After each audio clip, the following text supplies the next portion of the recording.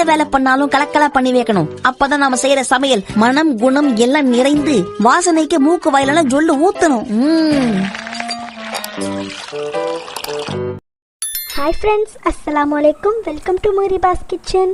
நம்ம வந்து ஈவினிங் டைமில் ஏதாச்சும் கொஞ்சம் ஸ்பைஸியாக ஏதாச்சும் ஒரு புது விதமான ஸ்நாக்ஸ் வந்து சாப்பிட்ணும், அதுவும் வந்து கொஞ்சம் ஹெல்த்தியாக சாப்பிட்ணும் அப்படின்னு சொல்லி நினச்சா இந்த ஒரு ஸ்நாக்ஸ் ரெசிபியை வந்து செஞ்சு சாப்பிட்லாம். இது செய்கிறதுக்கு நான் வந்து ஒரு முழு மக்காச்சோளத்தை நல்லா வந்து உப்பு போட்டு வேக வச்சு ஒரு 90% மட்டும் வேக வச்சு அதை வந்து உதுத்து விட்டு ஒரு பவுலில் வந்து சேர்த்துருக்கேன். ஸோ 90% மட்டும் வேக வச்சு எடுத்துக்கிட்டால் போதும். இப்போ இதில் வந்து தேவையான அளவுக்கு உப்பு சேர்த்துக்கலாம். ஆல்ரெடி நம்ம வேக வைக்கும்போது உப்பு சேர்த்து வேக வச்சுருக்கோம். இருந்தாலும் இதுக்கப்புறம் கொஞ்சமாக உப்பு சேர்த்துக்கோங்க. இதில் கொஞ்சமாக வந்து ஒரு 1/4 ஸ்பூன் மட்டும் நான் வந்து சாட் மசாலா வந்து சேர்த்துக்கிறேன். அடுத்ததாக இது கூட வந்து ஒரு 1/4 ஸ்பூன் மட்டும் கரம் மசாலா ஆர் நான் வந்து சன்னா மசாலா இந்த மாதிரி ஏதாச்சும் ஒரு மசாலா வந்து நீங்கள் சேர்த்துக்கலாம். நான் வந்து கரம் மசாலா சேர்த்துருக்கேன். அடுத்ததாக வந்து பார்த்திங்கன்னா இந்த மக்காச்சோளத்தோட ஒரு பைண்டிங் கிடைக்கிறதுக்காக நான் வந்து ஒரு 4 டேபிள் ஸ்பூன் மட்டும் கார்ன்ஃப்ளவர் மாவு சேர்த்துருக்கேன். அதுக்கப்புறமா ஒரு 1.5 ஸ்பூன் அளவுக்கு கோதுமை மாவு சேர்த்துருக்கேன். நீங்கள் வந்து மைதா மாவுக்கு ஆப்ஷனலாக இதை நீங்கள் எடுத்துக்கலாம். அதுக்கப்புறம் பார்த்திங்கன்னா கசூரி மேத்தி வந்து கொஞ்சமாக எடுத்து இந்த மாதிரி நல்லா க்ரஷ் பண்ணி அதையும் நம்ம வந்து உள்ளே சேர்த்துடலாம். இது வந்து ஒரு புது விதமான ஒரு ஃப்ளேவர் வந்து நமக்கு கொடுக்கும். இப்போ இதெல்லாத்தையும் சேர்த்து நல்லா இந்த மாதிரி பெசரி எடுத்துக்கோங்க. லைட்டாக வந்து நமக்கு அந்த மக்காச்சோளத்தோட மாவு வந்து ஒட்டாத மாதிரி இருக்கும். ஸோ இப்போ வந்து லைட்டாக வந்து கொஞ்சமாக வந்து தண்ணி வந்து தெளித்து விட்டுக்கோங்க. நான் எடுத்துருக்க அளவுக்கு லைட்டாக மட்டும் எடுத்துக்கோங்க. தண்ணி ஊற்றி பெசைகிறப்போ நமக்கு வந்து எல்லாமே வந்து அந்த மக்காச்சோளத்தில் ஒட்டாத மாதிரி இருக்கும். ஸோ இப்போ வந்து 1 ஸ்பூன் மட்டும் கார்ன்ஃப்ளவர் மாவு வந்து சேர்த்துக்கோங்க. சேர்த்துட்டு இப்போ பிசைஞ்சு விட்டிங்கன்னா ஈவனாக வந்து எல்லாத்துலேயுமே வந்து கோட்டிங் ஆகிடும். ஸோ இப்போ வந்து இது ரெடி ஆகிடுச்சு. நல்லா வந்து கோட் பண்ணி விட்டுருங்க. ஸோ இந்த அளவுக்கு நமக்கு வந்து பைண்ட் ஆகி வந்தால் போதும். இப்போ இதை ஓரமாக வச்சுருங்க. நெக்ஸ்ட்டு இதை பொரிக்கிறதுக்கு நம்ம வந்து ஆல்ரெடி கடாயில் எண்ணெய் ஊற்றி சூடு பண்ணி வச்சுருக்கோம். ஸோ எண்ணெயும் காஞ்சிடுச்சு. இப்போ ஒன்று போட்டு பாருங்கள். ஸோ இது வந்து லைட்டாக வந்து டெஸ்டிங் பண்ணுறதுக்காக தான் ஒன்று வந்து போட்டு பார்த்தது.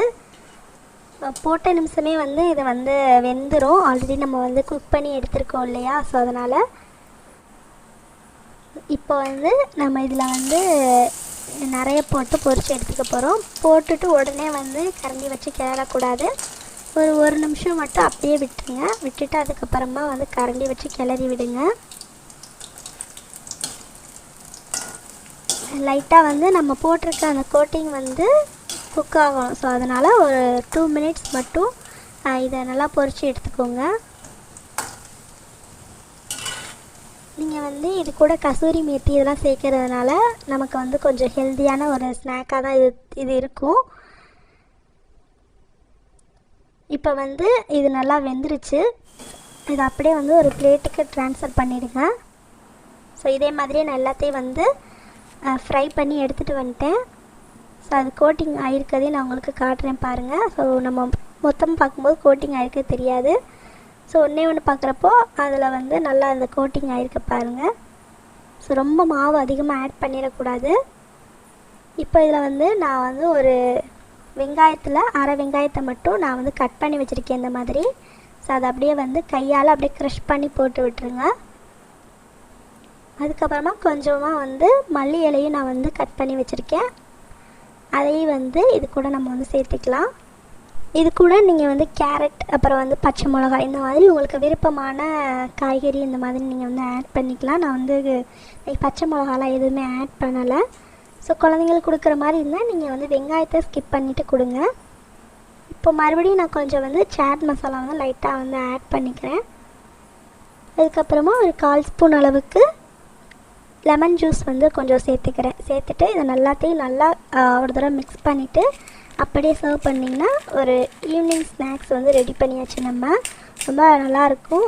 அதே மாதிரி ரொம்ப ஹெல்த்தியாகவும் இருக்கும். ஸோ ரொம்ப ஹெல்த்தியாக சாப்பிட்ணுன்னு நினச்சிங்கன்னா சாட் மசாலா வந்து நீங்கள் ஸ்கிப் பண்ணிக்கலாம். ஸோ கண்டிப்பாக வந்து இந்த சாட் ரெசிபி வந்து உங்களுக்கு ரொம்பவே பிடிச்சிருக்குன்னு நினைக்கிறேன். கண்டிப்பாக நீங்களும் ட்ரை பண்ணி பாருங்கள். ஸோ ட்ரை பண்ணிவிட்டு எப்படி வந்துச்சுன்றதை மறக்காமல் கமெண்ட் செக்ஷனில் ஷேர் பண்ணுங்கள். அந்த வீடியோ பிடிச்சிருந்தா லைக் பண்ணிவிட்டு உங்கள் ஃப்ரெண்ட்ஸ் அண்ட் ஃபேமிலி கூட ஷேர் பண்ணுங்கள். நம்ம சேனலை சப்ஸ்கிரைப் பண்ணலாம். சப்ஸ்கிரைப் பண்ணி வச்சுக்கோங்க. இன்னும் இன்ட்ரெஸ்டிங்காக ரெசிபியோட நான் சந்திக்கிறேன். தேங்க்யூ ஃபார் வாட்சிங்.